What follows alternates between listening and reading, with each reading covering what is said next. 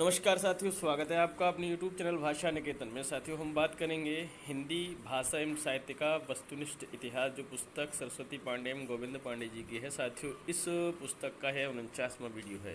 साथियों, हम पढ़ रहे हैं काव्यशास्त्र, और काव्यशास्त्र में आज हम पढ़ेंगे पाश्चात्य काव्यशास्त्र एक परिचय, और यह काव्यशास्त्र का भाग 7 है। तो चलिएगा साथियों, हम वीडियो शुरू करेंगे, और वीडियो शुरू करने से पहले चाहेंगे कि चैनल पर नए हैं तो प्लीज़ चैनल को सब्सक्राइब करें। तो साथियों, हम आज पढ़ेंगे, इस वीडियो में शुरू करेंगे सैमुअल टेलर कोलरिज, जो पाश्चात्य काव्यशास्त्री हैं। तो इनको आज हम पढ़ेंगे। देखिए साथियों, सैमुअल टेलर कोलरिज संक्षिप्त जीवन वृत्त निम्नलिखित है। इनकी जन्म और मृत्यु, जन्म 1772 और मृत्यु 1834। इनका जन्म स्थान इंग्लैंड। मित्र इनके वर्ड्सवर्थ हैं, और इनका प्रमुख ग्रंथ है बायोग्राफिया लिटरेरिया। तो बायोग्राफिया लिटरेरिया किसकी पुस्तक है? तो सैमुअल टेलर। कोलरिज की अन्य महत्वपूर्ण गद्य रचनाएं निम्न हैं। तो द फ्रेंड 1817 की है, एस टू रिफ्लेक्शन 1825 की रचना है, चर्च एंड स्टेट 1830 की रचना है, confessions of an inquiring spirit 1840 की रचना है। कोलरिज प्रत्ययवादी थे। उनकी काव्य संबंधी धारणा जैववादी सिद्धांत पर आधारित है। किस पर है? जैववादी सिद्धांत पर आधारित।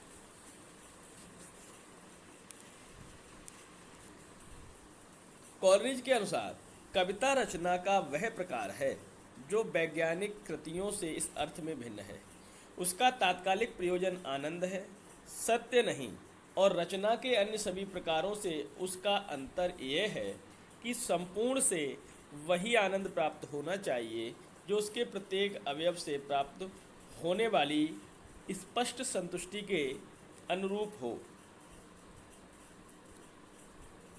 कोलरिज ने प्रतिभा और प्रज्ञा में निम्न अंतर बताया है।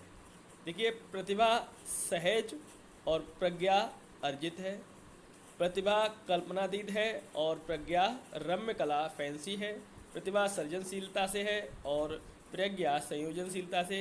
प्रतिभा मौलिक है और प्रज्ञा पराश्रित।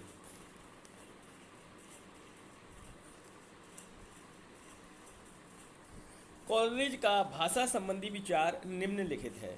भाषा मानव मन का शस्त्रागार है, जिसमें उसके अतीत के विजय स्मारक और भावी विजय के शास्त्र एक साथ रहते हैं। कोलरिज के अनुसार काव्य सर्जन का मूलाधार कल्पना है। इसके दो भेद हैं। कल्पना जो है वो दो प्रकार की है, मुख्य कल्पना और गौण कल्पना। मुख्य कल्पना व गौण कल्पना में अंतर को भी यहाँ कोलरिज ने बताया है। देखते हैं। मुख्य कल्पना, गौण कल्पना, यह समस्त जागतिक प्रपंच को, जागतिक माने जगत के प्रपंच को व्यवस्थित रूप से ग्रहण करने वाली शक्ति है। और जो गौण कल्पना है, यह मुख्य कल्पना की प्रतिध्वनि है। इसे काव्यात्मक कल्पना भी कहते हैं। यह अचेतन एवं अनैच्छिक है, यह चेतन एवं ऐच्छिक है।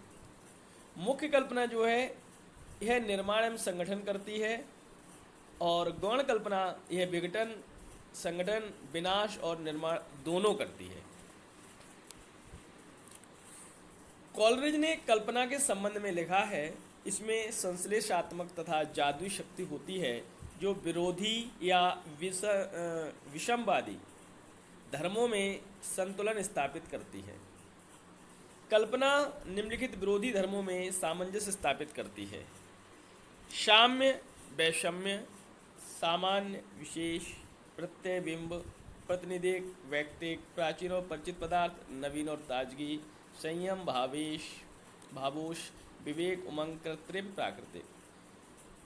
कल्पना निम्नलिखित खावर की तुलना के कावर्क से गौणता प्रदान करती है: कला, प्रकृति, रूपरीत, वस्तु, कवि के प्रति समादर, काव्य के प्रति सहानुभूति।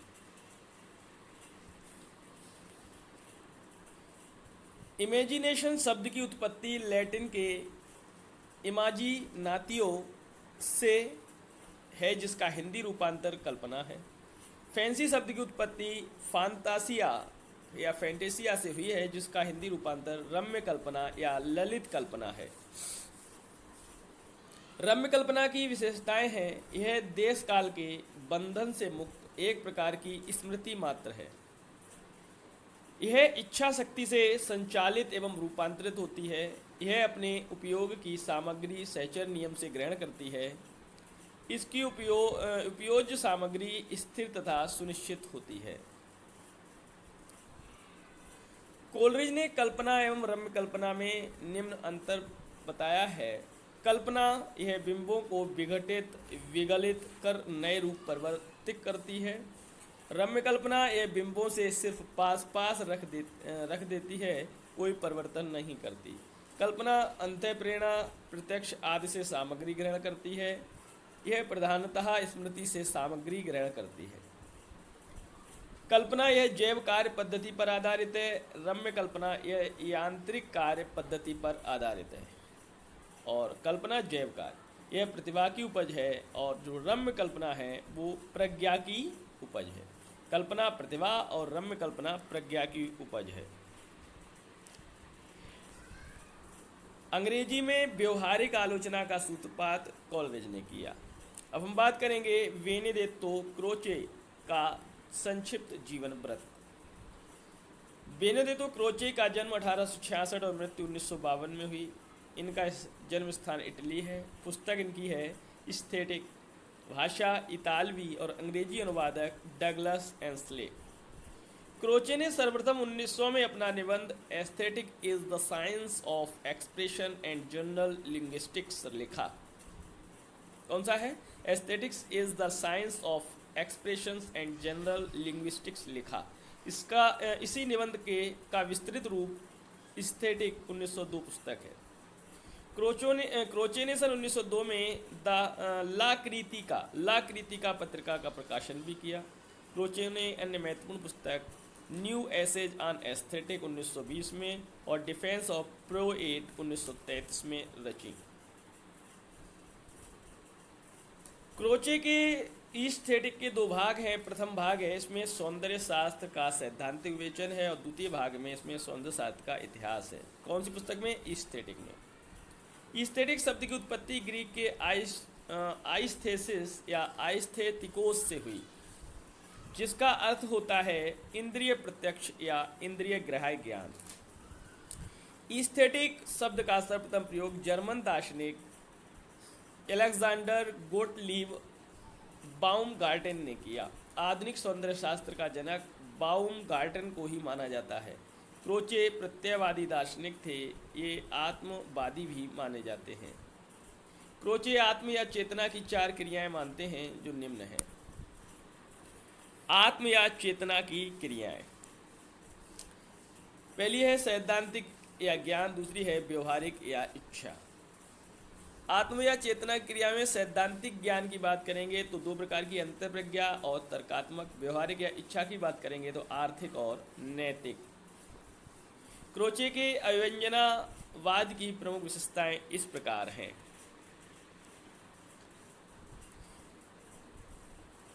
अंतः प्रज्ञा अव्यंजना और कला में अभेद संबंध है।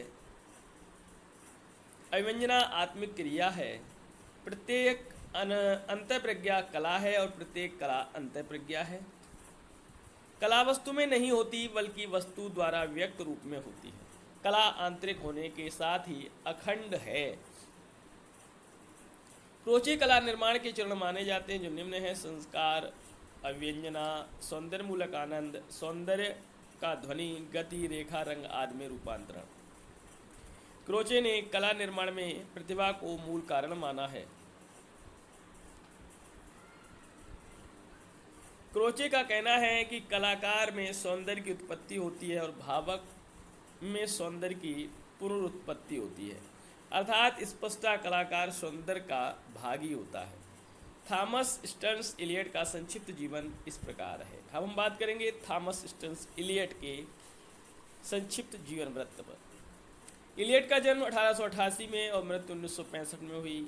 इनका जन्म स्थान अमेरिका। निदेशक थे ये फेवर एंड फेवर के। संपादक द क्राइटेरियन और पुस्तक थी इनकी पुरस्कार व रचना तो नोबेल पुरस्कार 1948 में मिला द वेस्टलैंड पुस्तक के लिए। इलियड की प्रमुख समालोचनात्मक कृतियां इस प्रकार हैं: the sacred wood 1920, homage to John Dryden 1924, Elizabethan essays 1932, the use of poetry and the use of criticism 1933, selected essays 1934, essays ancient and modern 1936 और नॉलेज एंड एक्सपीरियंस शोध प्रबंध। ये इलियड के गुरु का नाम आयरविंग बेविट और जॉर्ज सांतायना था। इलियड की आलोचना का मूलाधार लेख tradition and the individual talent, परंपरा और व्यक्ति प्रज्ञा, द सीक्रेट वुड में संकलित है। इलियड ने अपनी आलोचना को निजी काव्य कर्मशाला का उपजात या काव्य निर्माण के प्रसंग में अपने चिंतन का विस्तार कहा है। इलियड के अनुसार कार्यत्रयी और भावत्रयी प्रतिभा परस्पर पूरक है। साथ ही कहा है कि आलोचक और सर्जक कवि प्रायः एक ही व्यक्ति का होना चाहिए। इलियड के परंपरा और व्यक्ति प्रज्ञा नामक लेख की प्रमुख बातें इस प्रकार हैं। लेख का पूर्वार्ध। प्रत्येक राष्ट्र की प्रत्येक प्रजाति की अपनी सर्जनात्मक मनोवृत्ति के साथ ही आलोचनात्मक मनोवृत्ति भी होती है। सांस की तरह आलोचना अनिवार्य तथा नैसर्गिक क्रिया है। व्यक्तिक प्रज्ञा परंपरा से असंबद्ध, निरपेक्ष या विच्छिन्न वस्तु नहीं है। इतिहास बोध का अर्थ अतीत के अतीतत्व का नहीं अपितु उसके वर्तमानत्व का भी अवगम है। जिस तरह वर्तमान से अतीत परिवर्तित होता है, उसी तरह अतीत से वर्तमान निर्देशित होता है। कवि को अतीत का अर्थात परंपरा का ज्ञान तो होना ही चाहिए, परंतु भार से आक्रांत नहीं होना चाहिए। कलाकार की प्रगति सतत आत्मोत्सर्ग है, व्यक्तित्व का सतत निर्वापण है। व्यक्तित्व के इस अव्यक्तीकरण से ही कला विज्ञान की स्थिति में पहुंच सकती है। लेख का उत्तरार्ध देखिए। सच्ची आलोचना तथा संवेदनात्मक परिशंसा का लक्ष्य कवि नहीं बल्कि काव्य है। कलाकृति के आस्वादन से उत्पन्न अनुभूति किसी भी अन्य साधन से उत्पन्न अनुभूति से भिन्न कोटि की होती है। कलाकार जितना उत्कृष्ट होगा, उसमें भोक्ता और शिष्टा का अंतर उतना ही स्पष्ट होगा।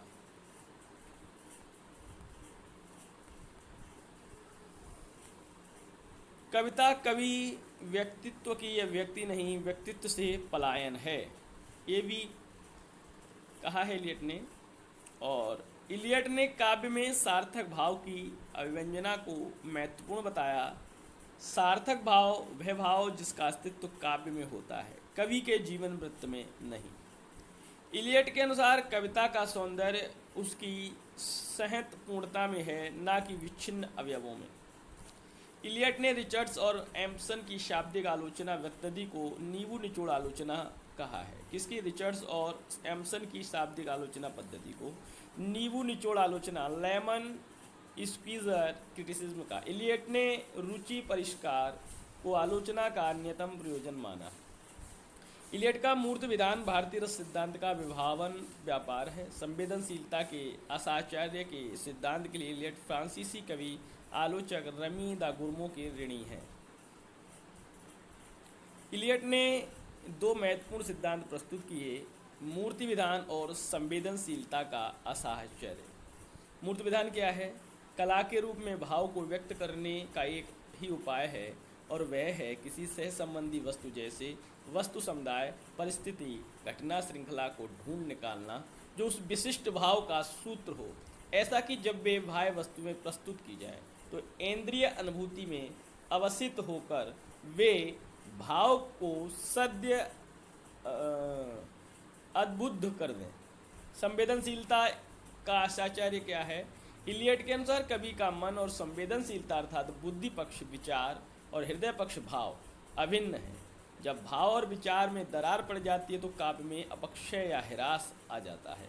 इसी को इलियड ने संवेदनशीलता का असाहचर्य कहा है। इलियड के अनुसार काव्य श्रेष्ठ मनोरंजन है। इलियड ने 3 वॉइसेज ऑफ पोएट्री काव्य के 3 स्वर शीर्षक निबंध में 3 नाट्य स्वर की चर्चा की है। तो प्रथम स्वर, द्वितीय स्वर और तृतीय स्वर।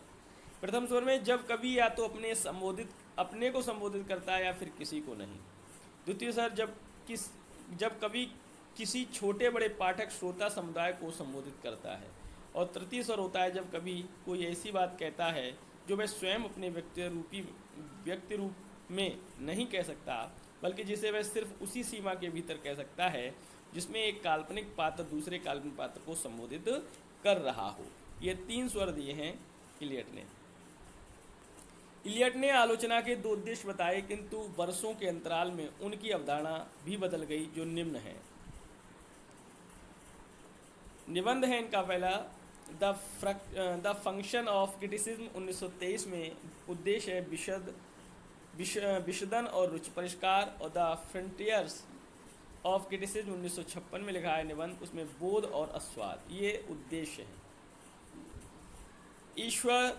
ईवर आर्मस्ट्रॉन्ग रिचर्ड्स, इनका जन्म 1893 में और मृत्यु 1979 में। ये अंग्रेजी साहित्य में प्रथम बार व्यापक और व्यवस्थित सौंदर्य के निर्माण करता है। रिचर्ड्स ने सौंदर्य का वस्तुनिष्ठ न मानकर पाठक या दर्शक पर पड़ने वाले प्रभाव के रूप में देखने का आग्रह किया, अर्थात सौंदर्य की स्थिति किसी वस्तु में नहीं बल्कि पाठक या दर्शक के मन पर पड़ने वाले उसके प्रभाव में होती है। रिचर्ड्स ने निम्न पुस्तकों की रचना की है। द फाउंडेशन ऑफ एस्थेटिक्स 1922, सहलेखक हैं C.K. ऑगडेन और जेम्स वुड। दूसरी पुस्तक है the meaning of meaning 1923, C.K. Ogden के सहलेखक हैं।